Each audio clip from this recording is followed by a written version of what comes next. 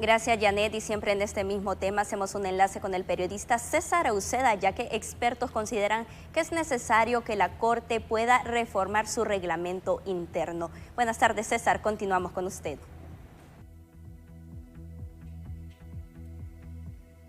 Bien, muchas gracias, compañeros. En estudio principal, tal como usted lo menciona, en este preciso momento que nos acompaña el promotor de derechos humanos, Carlos Sierra, con esta notificación que se ha presentado a las autoridades del país, en donde el Estado de Honduras es responsable por la destitución de 4 exmagistrados. Consideraciones sobre esto y las implicaciones de esta notificación.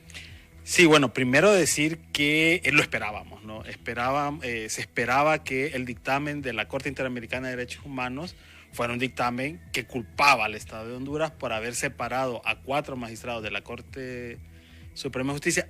Estos 4 magistrados que integraban la Sala de lo Constitucional, precisamente por abstenerse o por haber dado un fallo contrario a lo que en aquel momento era lo que se estaba discutiendo alrededor de las ciudades modelo, las sedes o lo que hoy conocemos, ¿no?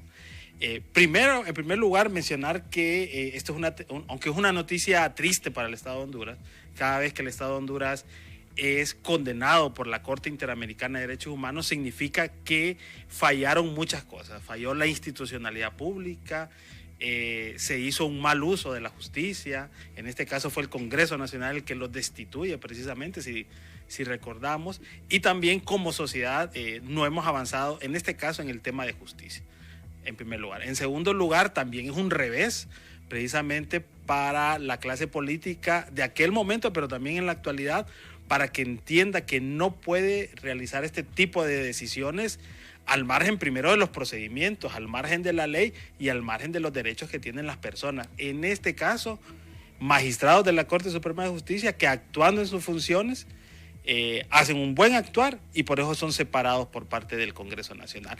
Y en tercer lugar, es un llamado también a la reflexión a la actualidad.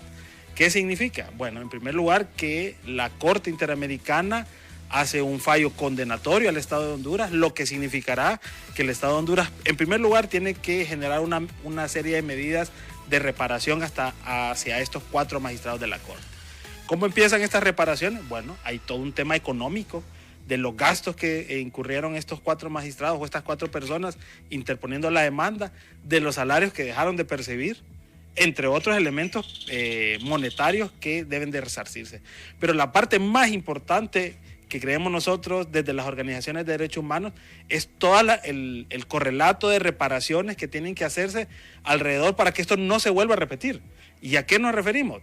La Corte Interamericana ha llamado a la reforma de la ley del Poder Judicial, a poder generar nuevas leyes que garanticen de que los magistrados tengan la protección cuando actúan, y sobre el tema que tiene que ver con el Consejo de la Adjudicatura. Así que reitero, es un día triste para Honduras, una vez más condenado por la Corte Interamericana de Derechos Humanos, pero también es un día de llamado a la reflexión para que esto no se vuelva a repetir y se puedan tomar las correcciones como lo manda la Comisión Interamericana de Reforma de Ley, entre otros temas. Bien, muchas gracias. Ya ustedes han escuchado a Carlos Sierra, promotor de derechos humanos, en donde menciona que se debe plantear reformar el reglamento interno de la Corte Suprema de Justicia para evitar que esto se vuelva a repetir y de nueva cuenta Honduras pueda ser expuesta a una demanda multimillonaria. Continúo con ustedes. Muy buenas tardes.